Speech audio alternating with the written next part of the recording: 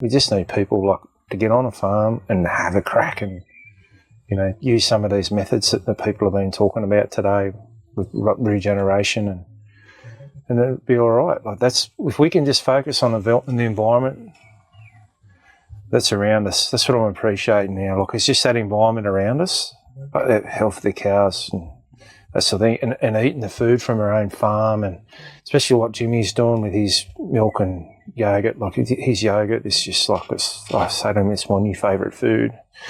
Like it's just so good. Like, and you can eat it and just, you can work all day. Like, and you don't feel like eating again, you know, like it's or drink it or eat it, whatever you want to do. Like it's so good. From wherever we are, we acknowledge the traditional custodians of country throughout Australia, recognising their continuing connection to this land, its waterways, the stars in the skies since time immemorial. We pay our respects to the elders, knowledge holders, and to all the generations of First Nations peoples who have nurtured their unceded sovereign lands for over 80,000 years and continue to do so today. G'day, I'm your host Charlie Arnott, an 8th generational Australian regenerative farmer. And in this podcast series, I'll be diving deep and exploring my guests' unique perspectives on the world so you can apply their experience and knowledge to cultivate your own transition to a more regenerative way of life.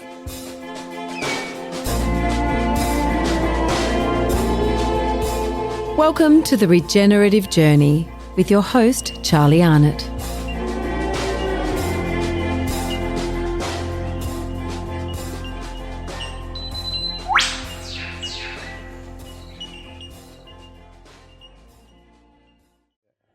Chris Eggert, welcome to the Regenerative Journey and welcome to Grounded here in Tassie at Fat Pig Farm. It's mid-afternoon on the first day. Yep. Chris, welcome. Tell me, have you got any sort of favourites you've listened to this morning that you really got you love hearing? Yeah, definitely like the Haggertys, probably from Western Australia. Is it Haggertys? Yeah, from Western Australia. Yeah, Diane. Their story and listen to their son talk, that was really cool. Like, yeah, sort of resonated a bit with our journey, I suppose. Yeah, that was really good. Wolkie, it's really good too. Jake Wolkie, yeah. Like ways like real business sort of focused. Like sort of probably need to be a bit more like that maybe, or definitely. In what way? Would help. Like he's more business focused and, you know, into his, profit margins and that sort of thing. And, yeah, definitely, yeah. Which I think that's a good thing, you know, because there's a lot of people looking for evidence of, you know, all this bloody crazy different types of farming. It's like, yeah.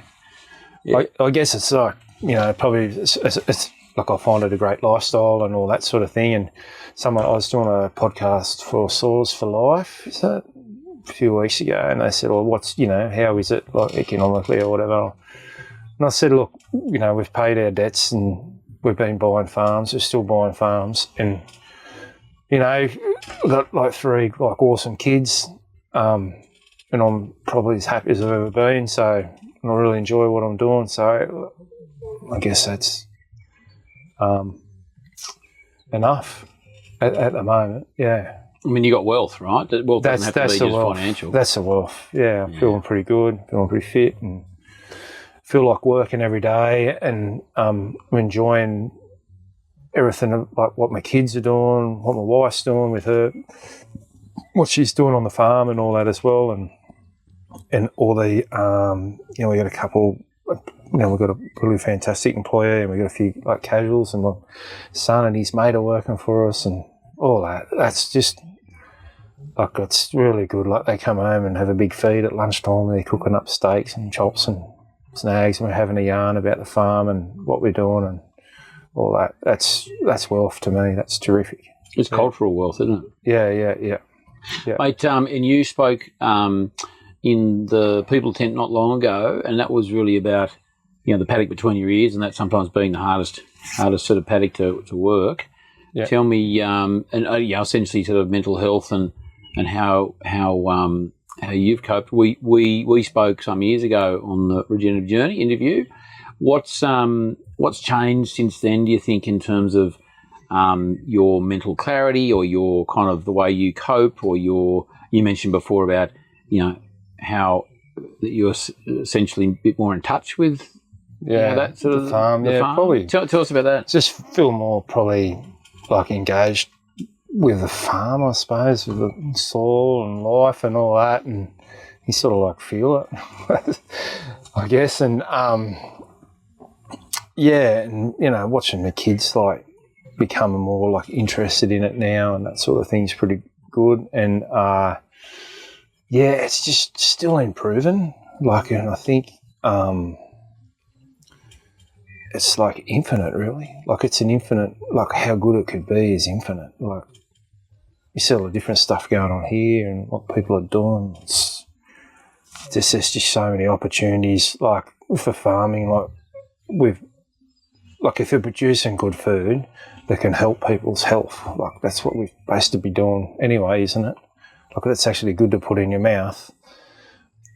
Like there's just so much land, like everywhere, like not being utilised. Like, and we just need people like to get on a farm and have a crack and, use some of these methods that the people have been talking about today with regeneration and it'll be all right. Like that's, if we can just focus on the environment that's around us, that's what I'm appreciating now. Like it's just that environment around us, like the health of the cows and that sort of thing, and eating the food from our own farm, and especially what Jimmy's doing with his milk and yogurt. Like his yogurt is just like, I say to him, it's my new favourite food.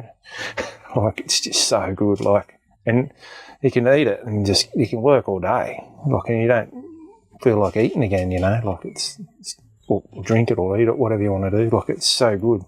So yeah, it's just like more of appreciation of the people on the farm, and it's still growing and evolving, I guess. And do you think you feeling more intuitive? Is that maybe something that's developing or developing? More intuitive, probably just like a bit more confident too, like and like trusting your gut instincts and that sort of thing. Like when if I'm planting seed or something like that, I might just like put some random seeds in with it, or I might just look at a paddock and go, you know what, I'm going to cut that, bale it for mulch or bale it for hay, and I'm going to drill this crop in it, or I'm going to wait 2 weeks and then I'm going to do it. I'm going to let it grow a little bit and let a few little white roots get down there and a bit more sugars, and then I'll pump some seed into the ground. Or, I might get all the calves together and the beef cows and the dry cows and put them all together and then put them in there and let them do it, or whatever, like it's just experimenting, but with the confidence that, or that's not going to cost too much, so like I'm not, I've never been like really afraid to fail at stuff. Yeah. But yeah, I suppose, the confidence comes because you're not afraid to fail.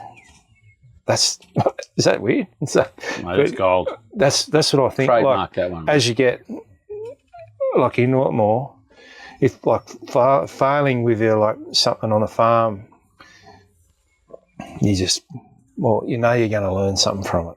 And I guess if you do it like incrementally, like do small bits of it and just test it and experiment. That's right. Without going like I'm going to do all of this all over the whole place and do something crazy. And that's what's like with Jimmy's dairy. We just started off with 8 cows. We didn't say righto, we're just going to drop our milk contract and we're going to go and bottle our own milk. We're going to build $1 million bloody processing plant and all that sort of stuff. Like we learnt first, like about the safe food stuff and what the processes are like, just like, getting a date gun and dating the product and making sure the cool room's working properly and, how are we going to deliver it? When are you going to deliver it? What are you going to charge? All that sort of stuff started back then, but like the same thing, like we just did it. Jimmy just came home one afternoon and made a label for his milk. He didn't get an advisor. Or he didn't make sure it was perfect. He just take a photo. What's he called? What's the name? Well, it's called Hastings Riverlands, but everyone knows it as Jimmy's Milk. Jimmy's Milk, yeah. And like say, I'm just delivering with Jimmy. I haven't done any deliveries for a while, but like this time last year, because he had no employees or anything, it was just me and my mum and dad and Ian and him doing delivery. And sometimes like I looked at him and thought, no way you're driving. Like he's just dog tired, from the work. getting up early, late nights, and then he's got to drive 2 hours or whatever. So I'd go with him. But like he'd go to a house and there'd be kids out there like playing basketball or something. They'd be, oh, there's Jimmy. You know what I mean? Like, they come running over and all that sort Jimmy's of stuff. milk. Hey, Jimmy. Or whatever. There's Jimmy's milk. I love your milk, Jimmy. All that sort of stuff. But like getting back to like, yeah, making mistakes in that. Like you can make them with 8 cows. And like we didn't spend much on infrastructure in that milk factory. It was an old dairy. We did it up a bit. It's a 6 walkthrough. It still is. And it's fine. Like people say, oh, it's not very modern. Right. Still milks the cows the same. And it's still getting quality out of them. We put in a variable speed pump, which like pumps the milk real slow into the pasteuriser. So that's sort of a bit more gentle and what? It's not smashing the proteins and the fats up. More, It's making it more sort of wholesome, I suppose, like a proper food. Yep. And then we don't pasteurise it. We have to, by law, or Jimmy does, up to 65 degrees, 65.1 for 10 minutes, I think. And then we like cool it down and bottle it. And sometimes that milk's in those shops that afternoon. Like it's pretty fresh. Yeah. So, but we learned from those 8 cows. You know what I mean? And then he's gone to 13 cows, and then 18 cows, and then 20 cows. So, and because it's just not as much, we haven't spent a heap on infrastructure. If he gets sick of it, like he's 20 years old, like we'll be realistic. Like if he gets sick of it, like it's probably at the size where if he left, or we could probably still manage it for him or something like that. But it's his business, or he could just shut it down. The only people that'd be disappointed is his customers, which I shouldn't say only because they're so important. Do you know what I mean? And they're the people that are buying his milk that really care. Yeah, they're not just talking the talk. They're walking the walk. And some of them are like, they get 10, 12 litres a week for their family, like in 1 litre glass bottles, you know, and they're paying $50, $60 a week. They like sending them bottles back clean as a whistle. He's still got to wash them and all that. Yeah, mate, that's cheap for the health they're getting though, you know. Like we just don't appreciate the value in healthy food, do we? I don't think, you know. I mean, some people who are buying the product, they do, and they're happy to. I was going to tell you a funny story. I was going to say it in the tent, but I thought about you're safe here. No one's going to. So there's a cafe in Warhope that's always bought his milk. Like you've got to ask for it. But I haven't gone whole hog on it yet. There's a couple of cafes in the area that just use his milk now because it makes the coffee and that so much better. See. But anyway, I was talking about these tradies one morning. On my way back from milking his cows, back home to milk my cows, I went in and got a coffee, Jimmy's milk. And I come out and this fella says to me like he's a truck driver, tradie type thing. And he goes, hey, farmer, that milk of your young fellas? I said, yeah. He goes, I've been drinking it. And I was like, oh, fair dinkum nights, really? And he goes, yeah, I don't need a shit after I have a coffee anymore.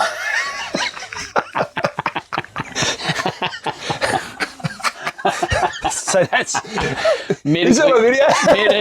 medically proven to be better for you. That's like I mean, we've got all these like wonderful speakers that have done studies all around the world. I was going to pipe up and say that this morning. I thought, it's a bit early. No one's had a beer yet. But you're going to do. You and Jimmy are doing something this afternoon. Just drop it. That'll bring the house down. Yeah, it'll be no classic. But I mean, putting the funny part aside, that's actually really interesting, isn't it? Well, it's true. And then like the other boys are going, they're sitting there having their coffee, solving the problems of the world at 5:30, 5:45 in the morning, because that's a new thing to do. Like for tradies and that, they'll go but it's good have a latte at the cafe. But I think that's like good for their health. I've been looking at their mental health too. Like they can have an unwind, and it's better than going to the pub probably and having 6 schooners. But like they said, his milk's really good. How's your young fella going? Oh, it's so good what he's doing, and that's really good. Do you know what I mean? Like I think like I got asked that question about what the community think, and I think I should have said that. Since Jimmy's done his thing, they're really supportive, amazing, and the people like he's got working for him. Like there's people like that packed eggs for us for 3 years. Like this lady, she must be mid-50s, going out there bottle of milk, and she loves it. But you know what? And she delivers the milk and all that, so good. But, mate, I've got to pump your tyres up here for a minute, you and Jimmy and the family. Like, you guys have got a really good reputation. You've been doing this stuff for 20 years. You've been organic for 20 years, right? 25 years. Yeah. So people know what you're doing. You're very humble. You're very good at what you do. You're very generous with your sharing of information, like today and every other time you've done podcasts and things. And you've got, I know people come out and visit your farm and so on. So I'm not surprised that they are very behind, not just because the product's very good, but your family, which says a lot about you guys, but it says a lot about the community that you help support. And again, not just through food to nourish them, but through your culture and your contribution in that way. Like, that's a really generous thing to do, because I reckon there's a lot of people out there who have a good product, they don't really give a shit about the customers. You know, not as much. But you guys, you do the whole thing. You got a good story. Yeah, well, and you really care about your customers. We do, and it's with the Jimmy's thing and having the meat and the eggs. It's being good, like meeting people. Like I said, you meet people who are a bit like-minded or not so like-minded. It's all healthy, like with different opinions. They come to the farm and have a chat. Like sometimes you might chat to someone for 15 minutes. Sometimes I just might be walking out to jump on the quad bike or whatever to go and do something and just say good day, and they're not offended. I haven't stopped and talked to them for a while, or I might be, oh yeah, how you going, and on for a chat, and they're not. Like, it doesn't matter, but like the next week, yeah, you'll probably have a chat or something like that, you know. Well, I understand the working farm, mate. You know, you're not there. Well, it is, and we don't go crazy making it all bloody beautiful and all that. You know. It's in the product. And that's doesn't matter what's going on around it. Yeah. Is the product fucking good? And is it good for you? Yeah. Come get it. There it is. Like, we got a shop there now. So beef, pork, chicken, like bacon, snags, all that, preservative free, nitrate free, eggs and milk. Like a protein. I'm sure we could do more with it if we with at the moment in our stage. Like that's what it is. And that's all under Oxhill Organics brand? Like not Jimmy's milk. No, not Jimmy's, but the eggs and at your shop front, though. Yeah, at Warhope there. But we're finding now our eggs and meat is following his milk. Yeah, nice. And like originally his milk followed our eggs, so they went to the shots where our eggs were. Do you know what I mean? Like everyone complains about the chooks and all that a bit at home. It's only a negative thing. But really they've taught us so much. Like having that chicken business, having those organic eggs, and that's taught us a lot, like about retail and work and that, I suppose. But there's like a thing where the milk, stuck it on a tanker and it went. Yeah, a lot of work in eggs, I imagine. We got our own just for ourselves, of course. But I mean, it makes me think. Some businesses have like a loss leader. It's the well-known product that actually doesn't make them a lot of money, but it sort of like paves the way for the other products to sort of be sold under in its wake, sort of thing. So it just adds to the profile of the nutrition that you're supplying people, which is awesome. Mate, you were talking about mental health. I'm going to go into that thing in a minute. Are you doing? Well, what's time? I don't know. You got your phone? Oh, funny. My phone's on there. Hey? Is it on there? It is, but that's the 16. Oh, actually, you better get ready, mate. Awesome. It's 3 o'clock. Sorry. No, you better go.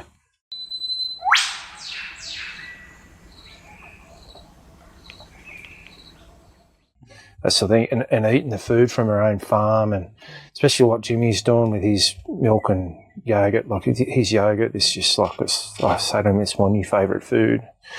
Like, it's just so good. Like, and you can eat it and you can work all day. Like, and you don't feel like eating again. Like it's or drink it or eat it, whatever you want to do. Like, it's so good.